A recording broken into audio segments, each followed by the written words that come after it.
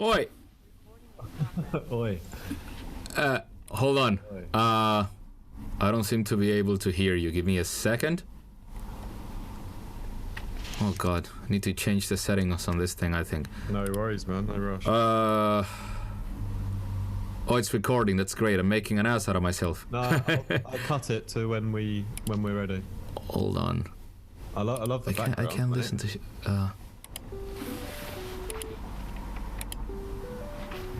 Wait, what? Oh, never mind. Gotcha. You got me? Now I can hear you. How you doing, man? Yeah, mate. I'm good. Hang on. I just need to take a photo of the questions because I've lost them. Hang on. No worries. No worries. Okay, I think that's better. Alright. Yeah.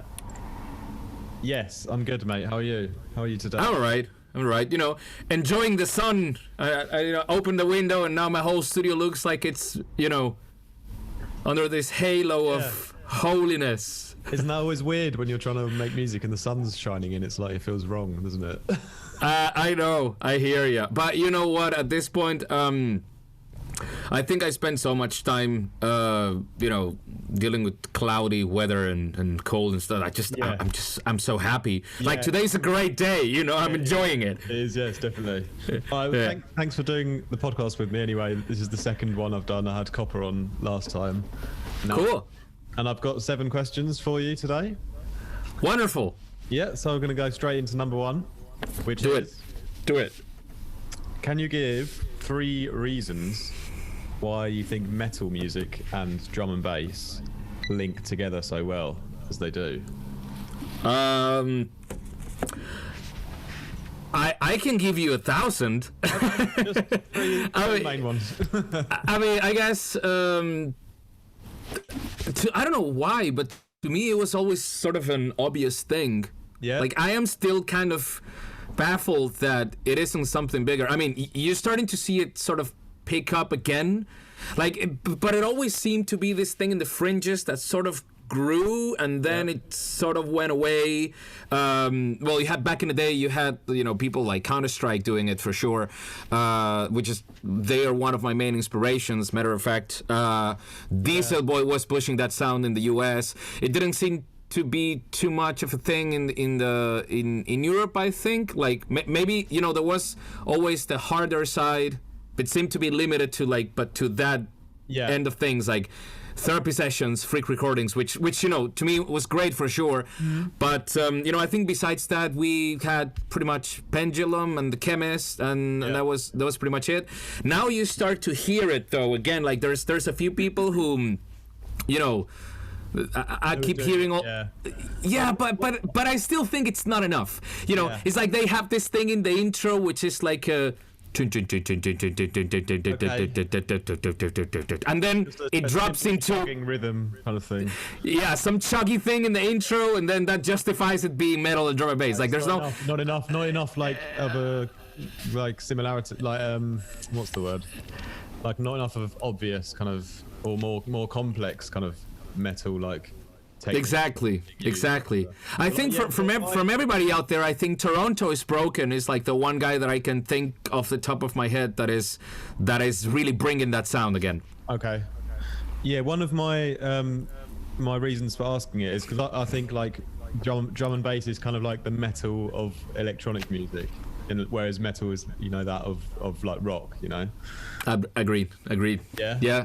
Kind of that's how I think about it as well. Like when I hear drum and bass, it's very, I don't know. It almost feels like it fits perfectly, you know, because those are also elements that are very common in rock music. You know, like the 4-person band, guitar, bass, drums, and vocals. So if you have drums and bass, then the only thing you're missing is guitars and vocals. What about with like writing like riffs for metal versus writing like bassline riffs with like a synth?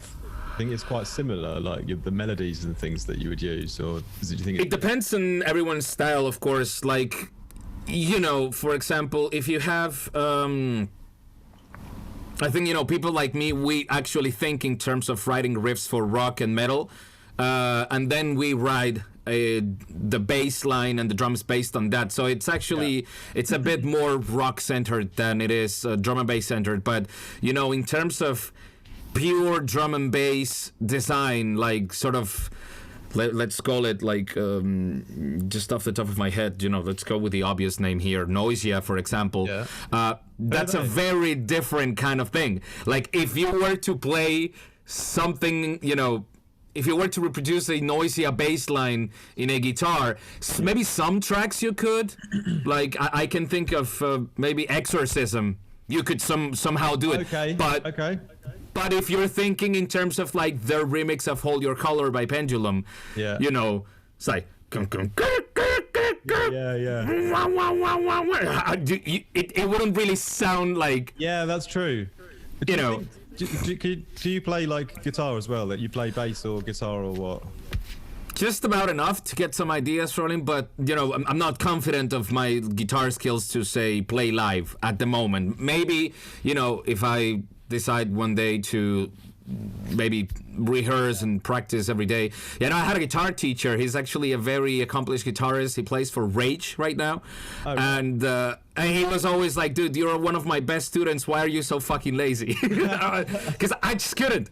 I couldn't do it. I was just so busy, you know, doing whatever else. So this was like my hobby thing during the pandemic, so I wouldn't, you know, go crazy. I was just thinking, actually, like bass players or rock players that know how the rhythms work when you're like doing bass guitar, I would think maybe they would have better ideas for making like a synth bass, because like you have, when you're like doing like a bass riff or something, it's all about the rhythm and like the way you kind of slap off the string, and it's more intricate on how you sort of do it. And I think like when it's like new producers like that don't have any experience with music and they're just using Serum for the first time or something, get like quite much more simple, like kind of just one note after another without these kind of like little alterations and stuff, you know? I believe that learning to play an instrument, however basic, definitely gives you an edge. Like I said, I mean, I'm not gonna brag about the things I cannot do. I mean, at this day and age, I also wouldn't brag about the things I know how to do. I just happen to know them, and whatever I don't. But you know, point is, I feel like I am. I have confidence in my skills, say as a composer, engineer, keyboard player to some extent. Like, you know, I can take a keyboard with some confidence that, you know, I'll make something sound decent, but I'm still not like at a Jordan Rudess level, so to say. But even though I'm not like a virtuoso or anything, what I know... A bit of knowledge is a exactly big game changer, right? Yeah, it definitely gives me an edge. Same with my guitar skills. It's not a lot, but, you know, I have an idea of how to put something together that is, you know, say... that is catchy, that is that people can connect with. I think that's what's important, you know. And I think a lot of that has been lost in music recently. But maybe this is just me being a boomer. You know. I think there's a big thing out there that would probably, a lot of people that would probably say that you're right. Yeah, for sure. I mean, we just relate to different things, I guess. So. All right, that's that question one done then. Let's move on. So. What's one of your craziest live show experiences or stories that you're willing to share with us? I mean, not as many as people would think, I guess. I mean, nothing out of the usual, as in, you know, going on tour and then getting drunk and then, you know, meeting someone and going to a hotel and then, you know... But you know, always it's still within the lines of as in it's still a boring thing, you know what I'm saying? It's a boring thing to say, like, oh yeah, I went to this show once and I got really drunk and I met this really cool chick and we kind of hit it off and we went to the hotel and spent 2 days together and it was awesome. Yeah. You know, I mean, it's if I could rephrase it, like if you think back upon your live shows, what's the one that's like the most memorable or the one that stands out the most? Because for me, I have like one when I played in Finland, because I'd never been there before and it was like such a unique experience, and I'll always like remember that. because I was so grateful to be offered to play somewhere like in Finland. Yeah, for sure. So do you have anything like that you kind of like look back on that you're most grateful of, like one particular? Yeah, I mean, for sure. I guess I can still now, like off the top of my head, I can still give you two experiences that I had that I like. One was a sort of lecturing experience, so to say. It was back in the day, like, you know, the Zardonic name didn't really mean a lot to anybody back then, but you know, they actually brought me to this huge rave in the mountains in Colombia, and they put like this, you know, put my name like this big, and the whole thing was all about. Yeah, but I messed up so bad, like, because no, this is the thing. I actually just started having a bit too much fun, like, you know, people were like. When we were supposed to go to the place, right? Yeah. The promoters told me to get in a car. They were going to take me there. They were going to take all the DJs there, and then they said, "Hey, do you guys do you want to come here?" I'm like, "Yeah, but where are we going? We're going to the party." And then I saw the bus with all the people that were going there, and I was like, "Why are we not going in a bus?" And he's like, "You just want to be there with the people? No, we have like, you know, we have like a seat here for you. It's like VIP treatment." And you know what? I was all like, no, screw that, man. I want to go hang out with the ravers. And I was like, all right. So I just came in the bus. I was like, "Yo, what's up?" And I brought out a bottle of Venezuelan rum, and everybody was like, "Dude, you're so cool. Nobody hangs out with us like that." And it was great. Yeah. The problem was that I got way too wasted. You got wasted. And I completely forgot that I was supposed to, you know, I was supposed to do my job. You know. I can imagine in that situation when it's like such a big experience and a big deal, you're just like, you get swept away in the moment, don't you?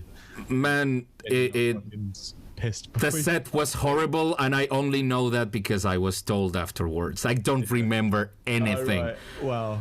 And I was so. I was wasted to the point that I wasn't having fun anymore, and I just wanted to go home, and people wouldn't leave until like midday, and I was just annoying everybody like, "Fucking take me home, I'm drunk!" Yeah.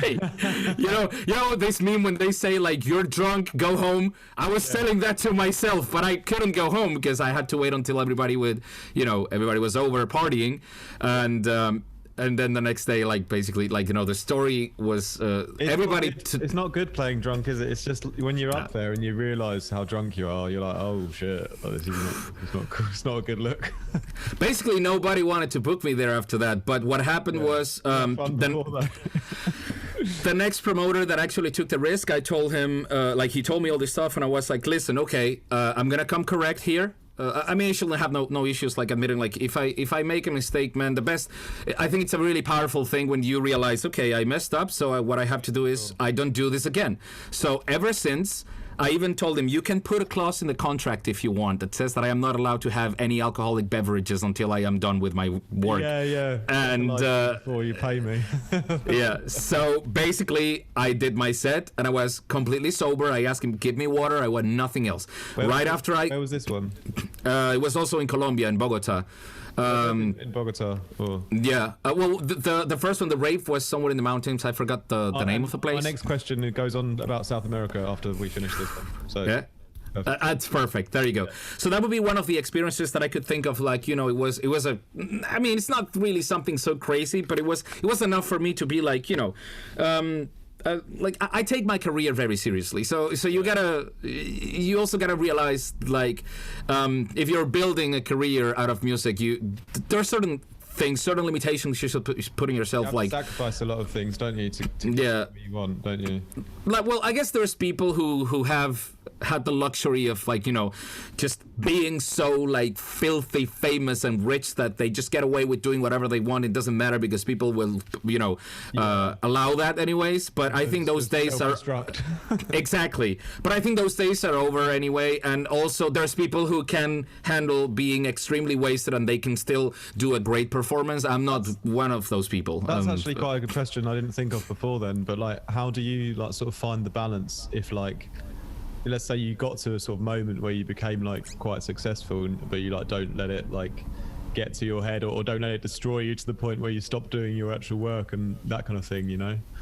I guess it just comes down to, you know, which principles you're raised with. And I consider myself just as any other human being out there with my flaws and everything. I try my best to always be the best person I can be to the people around me, to the people I care about. I'm sure that I have also, failed to do that. So when I do it and I realize it, I'm happy to come correct, apologize, and make it up to people. I think that's pretty much, what we should all be doing anyways. Yeah. So in my case, it's like, if someone, like, this is the way I saw it. It wasn't just a thing of like, oh my God, I have to keep an image because I am successful or whatever. No, it was more like, there's a person that put money to get me to do a show, and I just ruined that for him, and I ruined the whole experience for everybody. So I was like, okay, listen, I cannot do this ever again because it's just not a nice thing to do. So when you think from those principles, at least in my case, it's fairly easy. I'm like, okay, well, I don't do this anymore, and then I didn't. Yeah, makes sense. Oh, that sounds like an epic experience in Colombia anyway. It was definitely cool. That leads me to my next question, which is... There you go. Because you're obviously from Venezuela, aren't you, originally? So yes, sir. I've sort of noticed that there's quite a sort of drum and bass scene out in South America, like especially Colombia, maybe Brazil. I'm not sure exactly. For sure. Like, why do you think that is? Because it's so far away from, like, obviously it kind of originated in UK and spread to Europe, and then there's a little bit in the US. But I feel like South America is so random to have drum and bass scene, whereas in like sort of Africa, I don't think there's any, or Asia, there's like hardly any. I mean, here's the thing. Quite big, isn't it, for drum and bass? Yeah, you have to excuse me because I have to do this or else I can talk. But go for it, mate. It's all good. It is what it is, isn't it? Yeah, we know out. All right. Now I can talk again. My bad. So, I mean, I think the thing that a lot of people don't realize, I guess, in maybe in Europe or in the US, is that the Americas, we are all former colonies. You know what I'm saying? Like, there was, of course, there were like all of the bigger civilizations there for sure. Yeah. But the thing is, most of the bigger civilizations were built in the western side of the continent, so to say, like, the Aztecs, the Incans and whatnot. On the eastern side, you had mostly smaller tribes, so there was a lot of territory. I mean, there's a whole debate also as well on like how Europe came to South America to like find the new world. No, they didn't. It was a massacre. The Spanish. Yeah, it was mostly the Spanish. That's why most of us speak Spanish. Okay. I have a small amount of history knowledge of that time, but not much. But yeah. No, fair enough. But I mean, the thing is, for better or worse, whether it happened for the right or the wrong reasons, we have what we have. It is what it is, and. South American culture is, it's sort of its own exotic thing. Like, we have a very interesting mix of things. It's a very interesting melting pot. Yeah. But it is also, in a sense, it's definitely very influenced by European culture. Okay. So actually, like, another good example is metal. Metal has a huge fan base there. Like, if you look at the now that we're talking about metal and rock and stuff, like, there's this Swedish band. They do black metal. They're called Dark Funeral. Yeah. Maybe you heard about them. Maybe like that. They were sort of popular, like not as much as other bands, but they're sort of I think they are sort of a legendary band in their own right. And if you look into their live DVDs, they were all filmed in South America. They said they had the biggest events of their lives in Brazil, in Colombia, in Venezuela, in Argentina. Well, the Venezuelan show, maybe the one I remember going there. It wasn't the biggest one, sadly, but we have still had that. Like, Fear Factory played this show in front of 20,000, 30,000 people, and this is I wonder why like they're so influenced by Europe then, like how that, because it's so far away. It's like because we are Europeans. Okay. You know what I'm saying? In a sense, like the foundation of our current how to say, let's call it system infrastructure, it's still very Western in a way. I mean, obviously, we still have our own traditions and the things that we keep from the ancestors that lived there before. Like that's something that, for example, you will see when you go to Mexico, for example. Yeah. It's definitely the influence is bigger because, well, you had the Aztecs in Mexico, so it was way different. You know what I'm saying? But at the same time, you will also find a lot of buildings that are pretty much Spanish. Okay. You know, so we have this direct mix between. There's a direct link, isn't there? Yeah. Yeah, so it's like we still have sort of a mix between the cultures that were in South America at the time, but also from cultures of the colonization era. Like Venezuela is a country that, as a republic, we've only been around for 200 years. Yeah. You know what I'm saying?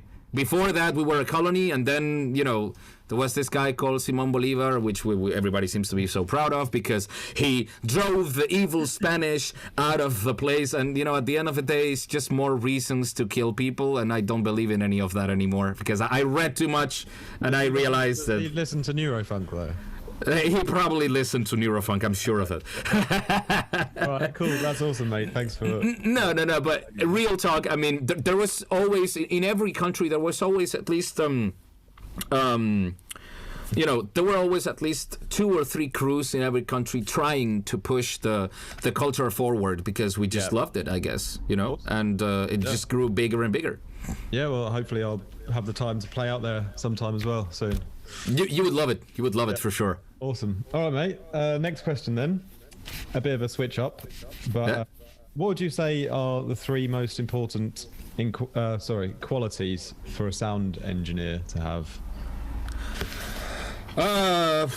Well, most definitely your ears are going to be the first thing. Yeah. You just have to pay attention. That's it. I mean, that's like a natural thing that you naturally have good ears, or is that a trained thing? Nah, it's a bit of both, I guess. I mean, you can definitely train your ears, but one of the best... I guess the first question you should ask yourself is, you know, how bad do you want it? Yeah, okay. Because if you're really looking for something, you will find it. So, I mean, yeah, sure, you need the right tools, you know, whatever, monitors, the right headphones, whatever you want to call it. But it's also a bit like... you know, the way I see it, if you learn how to calibrate your ears and you pretty much have the first half of the job done. When I say calibrate your ears is actually like listening to references from artists that you respect, you know, who are creating the sound that you're following.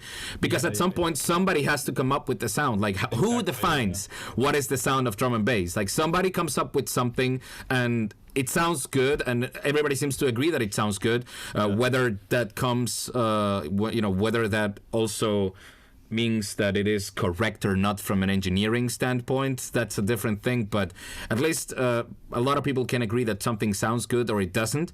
And then I guess you can follow that until you can start making your own decisions. Like, again, giving the example of Noisia, a lot of people will say, oh, Noisia are like, you know, one of the best engineers and engineering teams in drum and bass, like the music's amazing. I can agree that Noisia has made amazing music, but at this point, because I know the sound that I want, no, I don't think I'm better. I think what I do is better for myself. You know what I'm saying? But sometimes when I listen, it's like, okay, this is great, and I can see what they were going for, but this is not going to work for me.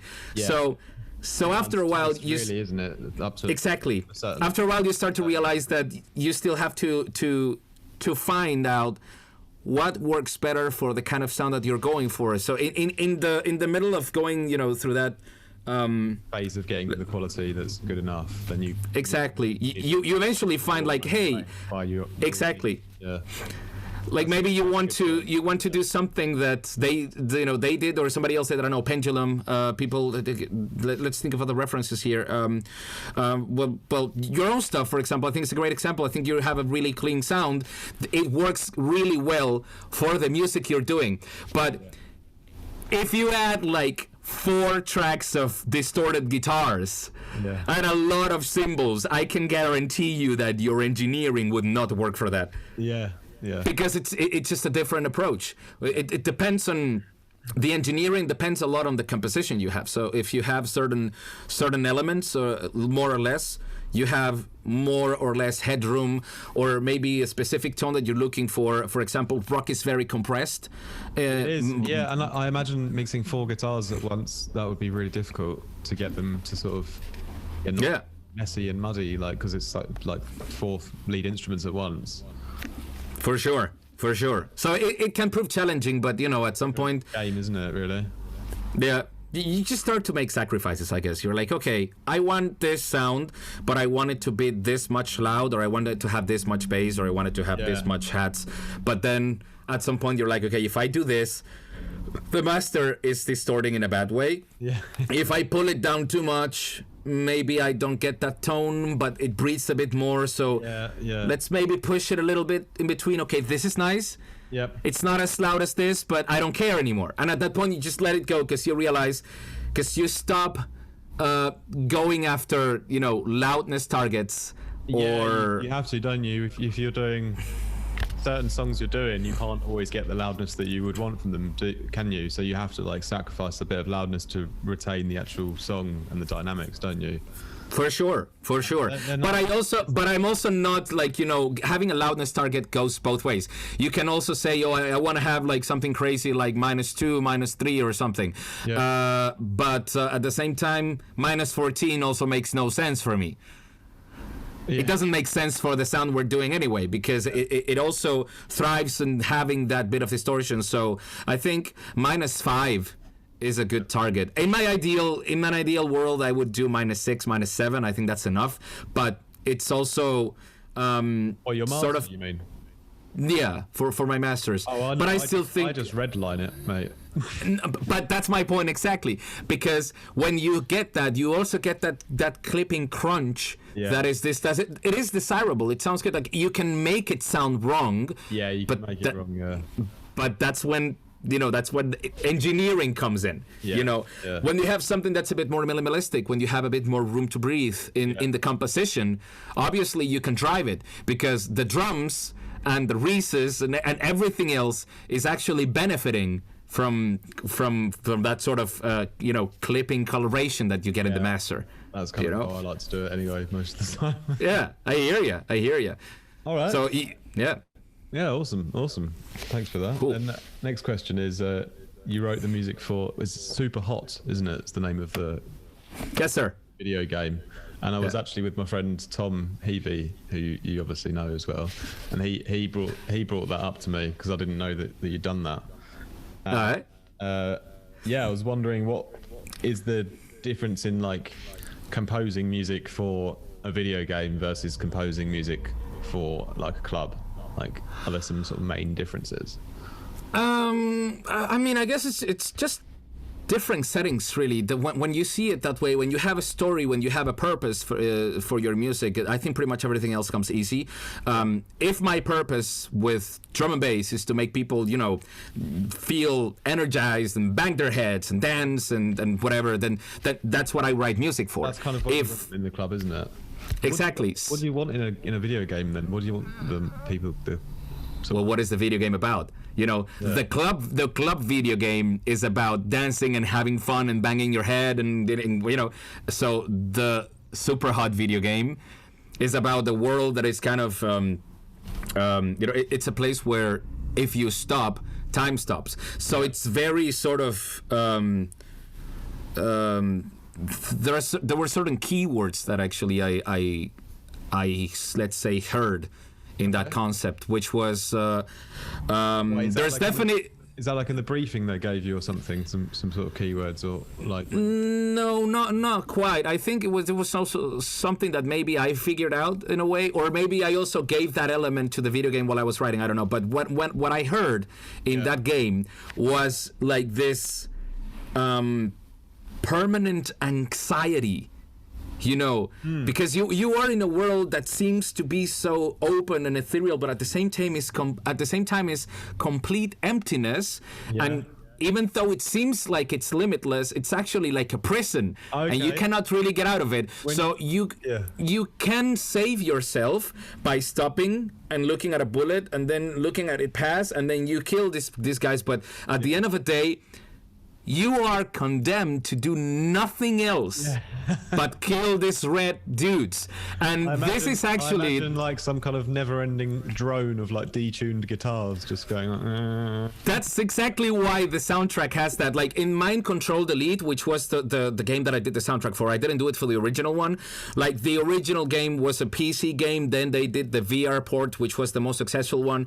Then they released Mind Control Delete, which was sort of Super Hot Part 2, so to say. It had different characters, different elements, different stories, and they were all based on characters that actually spent so much time playing into it that they became part of the world and they could never get out of it. So the underlying concept behind it is actually this feeling of like, you know, being imprisoned. Okay. In a sort of open space that is, you realize it's fake and you have nothing else to, and this is at the core of the concept of the game, you know, when you keep going. That was inspiring to make the specific music you did then, like that. I guess. Concept, right? I guess that's why the music definitely it's very. When I released that album, when they released it, right? A lot of people started texting me like, "Hey, dude, are you all right?" Or like, "Are you okay?" And I was like, you know, I mean, thank you for your concern. Yeah, you know, I have my ups and downs, but if you're talking about the music, this music is actually meant to be part of this video game, and it's adapted to that concept. So that's why it's a little... the whole idea ridiculous of like you not being able to release other styles of music and just still people can choose what songs of yours they like and what songs they don't, can't they? Yeah, but this is the thing, you know, when you get used to a specific setting, it's really hard to break from that, and it's not necessarily a bad thing. Like, you know, it happens to me as a fan as well sometimes. My best example is with a band called Opeth. I'm a huge fan of what they did first. Then they completely changed into something that had nothing to do with the style they had before, which I thought was a very original idea. They had a unique sound, and I'm sorry to say, I hated it. Yeah. I love them as musicians. I respect them as. You can still love them and love the songs that they did that you love, and you don't have to sort of focus on the bad ones, do you? Or did you? Yeah, for sure. But you know, a little bit for you. I guess it's like, that's just people, man, you know. I mean, I'm guilty of it. So the way I see it is like, people expect a certain something that is associated with a brand. The same thing happened. I'm gonna give you another example. I've been playing Doom Eternal recently, and I have to say, I believe it is a wonderful game. There's nothing but love behind it, but I struggle a little bit with it because they just tried to put this really weird story about the Slayer, who is like this guy that was given powers to, you know, keep the demons out of Earth and drive them back into hell and destroy them. No! Doom was about, you know, this ego shooting. It's just, you know, blood and monsters and and they could be whatever you wanted. You could make your own interpretation of it. Oh, evil corporation brings demons out of hell, so you have to kill them. Nice. You know, you can... Too deep with it, do they? With the story?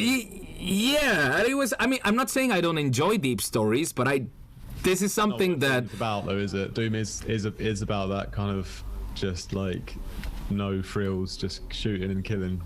Exactly. It's just the satisfaction that comes with it, but in a virtual world. You know what I'm saying? So does that mean that it's a bad game? Does that mean that they don't have the right to do something different? No, they do. But people also have a right to not like it that much. You know? I mean, on the topic of video games, then, because this was my next question. Yeah. Firstly, is Super Hot the only game you've worked on, or have you done others, or was that the main sort of one that you've worked on? I've done a few more. The thing is... But before then or afterwards? I mean, before that, there was this game where I was actually featured as a selectable character. Oh, right. But I mean, I didn't really do music for it. They used music of mine for the trailer. Yeah. But this was previously released music, and I did like the sound effects design. It was really cool for the character. Oh, right, no. But it's called Warlocks versus Shadows. The only thing that sadly happened with that game was like the game had a lot of potential, but it sort of felt incomplete, and they kind of moved on from that project. I always remember like, hey man, we should, go back to this, like try to get this concept going. And they were like, dude, I mean, we moved on a long time ago, so they don't want to go back to it. But, if you feel like, shooting some evil shadows in a 2D pixel video game, that's the name. Okay. And, support the developers and whatnot. Yeah. And after that... So my question was going to be, is that... like I've always thought I'd love to do like sound for video games or maybe even films like one day, but I always thought I'm just going to make the stuff that I like, make music like drum and bass, my own productions, just sort of keep releasing stuff, and then like maybe build a following, and then maybe at someone might contact me and be like, oh hey, we'd love you to do like some sound design or like music for this project we're working on, this game or something. But for you, was it like someone sort of approached you because they sort of knew who you were, or did you like directly try to find some sort of jobs like in the gaming industry?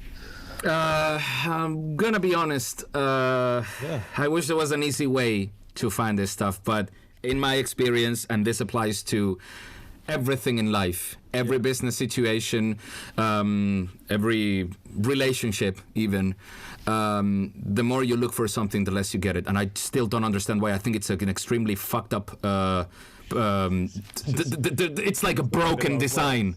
It's a broken design. I really believe this. It makes no sense. If somebody wants something and they want to go get it, it should be as easy as asking for something and then, negotiating. Like, hey, I would like to have this. Okay, maybe we can give you this, but we would like to have that. Okay, cool. Great. Give me some money. Here's some music. Awesome. But that's just not how it happens. So I think, man, you just gotta keep putting yourself out there, and let people come to you. Yeah, that's kind of what that's how I think it kind of works. Yeah. Yeah, for sure. And then you do something else, and this puts you out there even more. Then more people notice. Then more people come to you. It's sad, right? Because it seems like you have no real control over it. But this is all you can control is your own sort of work ethic and your own persistence, isn't it? In a way. Yeah, but this is the thing, there's also, and this is something I've found in modern culture, we have a lot of this, everybody is being told, especially on Instagram these days, it's all like pictures of, I don't know, half-naked people and motivational quotes and dogs and all this, and perfect lives and traveling, and then there's this bombardment of messages that tell you can have everything you want, just if you ask for it. No, man. Imagine fucking 10 billion people all across the planet really trying to have it all at the same time. It's like I'm looking at a fucking catastrophe right now. Just from that thought, it's impossible. So, I mean, then that maybe begs the question. Okay, so then, if my purpose has been to get everything I want, then what is it then? Like, what do I do, right? And I think, man, at the end of the day, if you find something that you are passionate about, and as I said, you put yourself out there, maybe things will happen, maybe things won't. And if they do, then you keep going. You go with the flow a little bit. I mean, you still have to push things a little bit. Like I said, you still have to put yourself out there. It's not like you can just wait at home, and like things on Instagram and and let things happen, just come. But you still have to put yourself out there. You still have, but so that's how you got sort of into your with your jobs in the video game industry, was people sort of came to you because you'd been putting yourself out there with your own style and your own music for so long, right? Yeah, I always believed in it, but the thing is, when I believed in it, it wasn't like, oh, this is gonna be like, my cash cow or something. Yeah. To me, it was more like, I really like this sound, and if people would tell me this isn't gonna work, it just gave me more fuel to do it. I was like, no, it is gonna work. I don't care. Yeah. I don't care what you tell me. Who are you? Who shapes the scene? Who are you to tell me that this isn't gonna work? I mean, I like it, and that's enough for me. And I have people who like it, and that number keeps growing. So this is enough proof for me. Like, if anything, I'm always like, especially when it comes to the drum and bass scene and the gigs, dude, like, I ask myself, what the hell is going on? Like, there's still places, you know, as you mentioned, like, I managed to make Zardonic an established brand, so to say. Like, you know, it pays my dues, it pays my taxes, it pays my rent. I'm fine, you know. Which is, I guess, it's a fine. It's a good state of being, I guess. So I'm satisfied. I'm thankful. But at the same time, and this is something that even my agent sometimes tells me, like, he does not understand where is the disconnect, because he sees all these numbers and it's clear. It still happens to me to this day. I remember. The other day I went to Cologne for a party, and I spoke to a really good friend who said he wanted to maybe break me, and he's like, yeah, the thing is, I'm not sure if people in the drum and bass scene are really familiar with your sound. And I was like, yeah, of course they are. Yeah. I actually said that there's a really nice German word, which is doch. Yeah, I know that. It was like, doch? It's like, really? Yeah, man, the last time I played in Cologne, it was sold out. Yeah. Really? What? Heinz Kaul. Ask the promoter. It was amazing. Yeah. People said it was the best party they had in the whole year, and this was December 2019. Yeah. And it was like, or 2018, I think. Okay. And he was like, really? Yeah. People like this shit. You know, they do. They actually do. It's something what's the disconnect then? I have no idea, but this is sort of a blessing and a curse that metal has had forever. Everybody says metal is too heavy. People like it, man. There's a reason why you see tens of thousands of people attending these shows. People like heavy music. There's a place for it, you know. Yeah. So, but whatever. And you know what I noticed as well? Like, if I played in gigs or drum and bass nights where it's not been like a heavy kind of night, but they've booked me and they've wanted me to play something more chilled or something. It's like people didn't actually want anything chilled from me at all. Like, they wanted me to play heavy, even though the promoter was like not wanting that.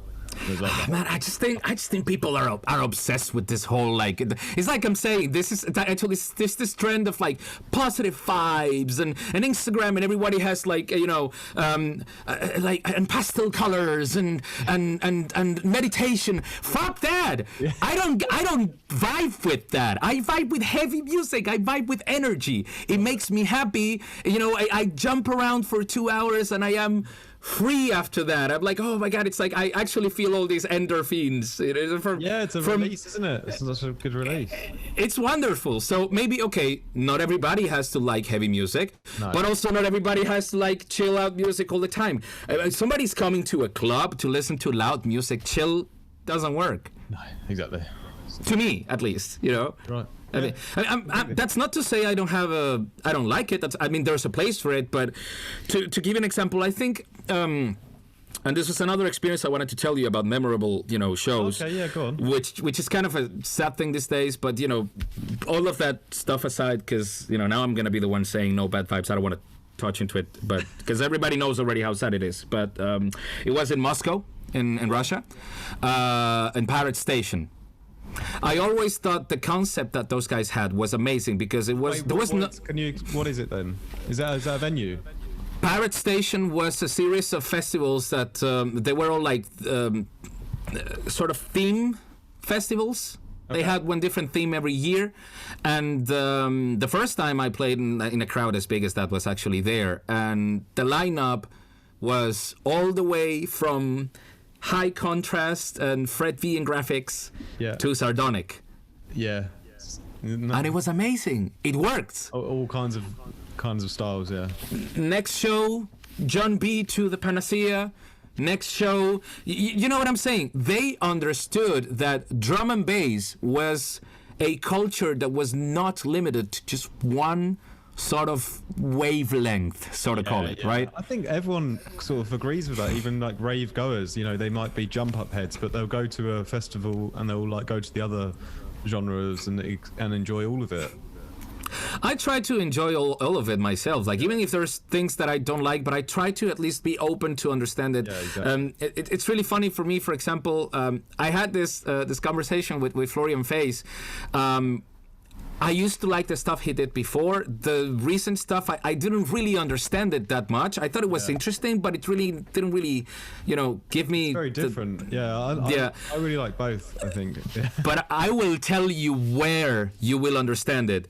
Yeah. You know that the sound he has right now is very clean, super clean, very dry, very... Yep. Go to a warehouse rave. And then hear it there with all the reverb. Man, exactly. This is my thing. It sounds so perfect and so clear because the reverb that occurs naturally in a warehouse rave just adds so much to it. Yeah, you have to be aware of that when you're producing, don't you? It's always this balance of like how much depth do you want to put in the sound headphone listening experience, or leave some of the depth and leave it a bit drier so that when you play it in a big club, you could get a bit more of the clarity and the natural echo and depth from the club. I definitely think that my music is a bit more about depth. That's why it works better on festival arenas. Yeah, it sounds the best. Yeah, whereas music that's a bit more dry, maybe it sounds a bit too dry. It's still cool, but this sound definitely fares better in clubs. Yeah. So which I guess... Was there an experience about this place in Russia then that you wanted to share still? No, I mean, that was about it. Just saying it was the first time I was able to play in front of such a big amount of people. The last gig I played before the pandemic started was in Kiev. It was crazy. Oh, man. So I got there, I arrived there, and everyone in the airport was wearing masks. And I was like, why are they all wearing masks? Like, what's going on? It was like a few days before. So I was like, it's like being in Resident Evil. Like, this is scary. So man, I ignored it, played my show, had my birthday there with my friends, flew back, and then went straight into lockdown. And then straight after that, now everything going on over there, it's like, it's all a bit crazy. The whole kind of... Yeah, dude. It's so unfair. I can also tell you, I had a great experience last time I played in Kiev. It was just people wanting to have fun. Beautiful people. Yeah, so, what can we say? I guess we can all hope that, whoever's behind this mess will stop, basically. Stop. There's better ways to figure out our differences than bombing cities. I just do not understand how, no matter how you justify it from a political, geopolitical, military standpoint, dude, I believe that we should have reached a point in time where war should be obsolete. It's like, what? I don't know. Yeah. Anyway, I'd like to ask you one last question before we finish this podcast. It's a little bit of a deeper one. And if you had to leave one message on your gravestone after you go to sort of help and motivate people, what would you like to have written on your gravestone? Never thought about it. Something to inspire people after you've gone. I guess if I was to choose something to say, I would write something very simple, thank you. That's pretty much it. Yeah. Just thank you for whatever's out there, for the opportunity of being alive, for the people that I met. Oh, it goes to gratitude then, I suppose, doesn't it? Yeah, because, what else am I supposed to say? It's something to leave for all the next generations. I don't know. I would have to have children first before I think of something to leave for the next generations, because I don't really know what's going to happen. Thank you is very sweet and simple and to the point. I like that. Just thank you, right? I was alive, I had a great time, or maybe thank you and sorry. Because I know I've probably been a pain in the ass to people as well. So thank you and sorry. There you go. Yeah. Well, I think there's this mantra thing I read once. It's super cheesy, but it works. It's something like, I'm sorry, please forgive me, thank you, I love you.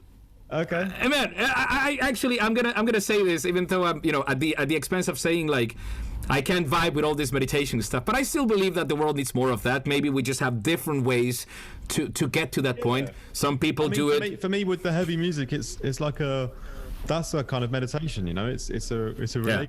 It's like sort of like a way to. It's a catharsis. It's a catharsis, exactly. Energy in a way, don't you? You can. Yeah. Same as going to a football stadium and screaming at the opposite team that you hate them.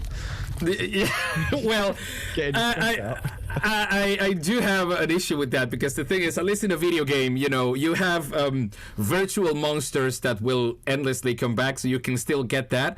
Whereas with the opposite team, it might turn into fights and. But I know what you're trying to say. Like it's there's definitely healthier ways to cope with that, but we all definitely have to be aware that we have this sort of like, we are not just, I think even also like positive and negative are very arbitrary concepts anyway. So it's like, who chooses what's positive and what's negative? Like everything, it can be relative in a way, but I believe that either way,